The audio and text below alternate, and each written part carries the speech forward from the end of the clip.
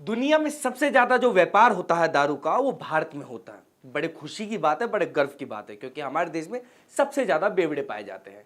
कुछ प्रोफेशनल बेवड़े पाए जाते हैं, कुछ नॉर्मल, कुछ रोड छाप पाए जाते हैं। आज ऐसी हम बात क्यों कर रहे हैं? क्योंकि लॉकडाउन में हमें पता चला कि हमारे देश में कितने बेवड़े हैं। रात को 12 बजे से लगकर सुबह 7 बजे तक वो लाइन में लगे थे कि भाई ठेका खुल जाओ और हमें पहले दारू मिल जाए।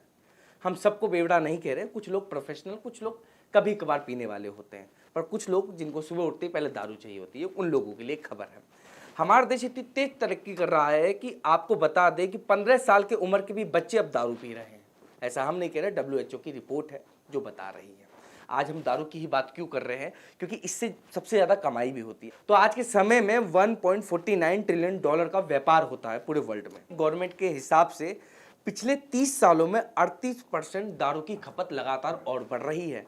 पहले के समय में जो दारू बंदी थी वो इतनी नुकसानदेही नहीं होती थी, पर आज के समय में इतने ज़्यादा केमिकल का इस्तेमाल होता है कि आपके शरीर के लिए काफ़ी हार्मफुल हो जाती है। अब आप छोटा सा भी कोई प्रोग्राम ले लें, लोग दारू पीने बैठ जाते हैं। पहले के समय में कुछ और होता था। अब लगातार ऐसा लग रहा है कि दारू एक नॉर्मल हो गया, जैसे लाइक कोल्ड ड्रिंक हुई या दारू हुई, सब बराबर हो गई है। लगातार इसकी खपत बढ़ती जा रही है और छोटे बच्चों के ऊपर भी प्रभाव काफ़ी पड़ रहा है।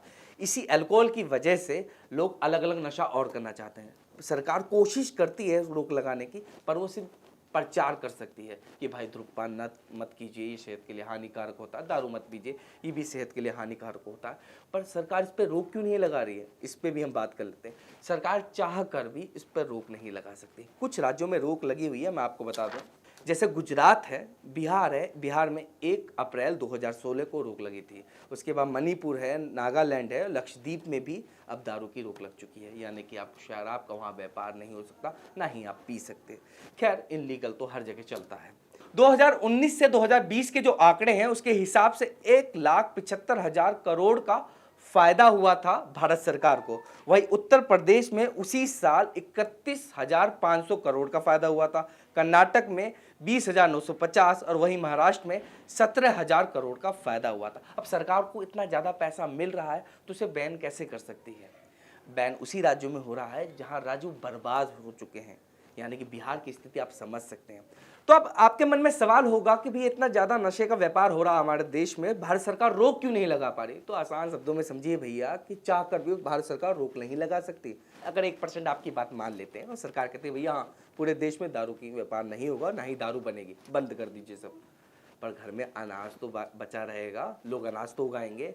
अब आप सोचेंगे अनाज से क्या फ़र्क पड़ता? तो आपको बता दें, कुछ चीज़ें ऐसी हैं जो आप घर बैठे बैठे दारू बना सकते हैं। उसके लिए आपको यूट्यूब भी करना पड़ेगा, तो ईजिली है, आप यूट्यूब भी अवेलेबल है, आप ईजिली दारू घर बैठे बैठे बना सकते हैं। मैं आपको बनाने का तरीका नहीं बता रहा, पर बता रहा हूँ कि सरकार चाहकर भी इस वजह से रोक नहीं लगा सकती, क्योंकि वो अवैध दारू को रोकना चाह रही है, इसलिए लाइसेंस भी दे देती है। अब जो आपने कई बार खबर सुनी होगी कि भैया शराब पीकर लोग मर रहे हैं, वो जहरीली शराब इसी वजह से बनती है कि लोगों को सही मात्रा में बनाना नहीं आता। कितना केमिकल डालना चाहिए, कितना नहीं डालना चाहिए, उसकी मात्रा के अनुभव नहीं होता, इसीलिए वो जहरीली शराब बन जाती है और कुछ लोग मर जाते हैं।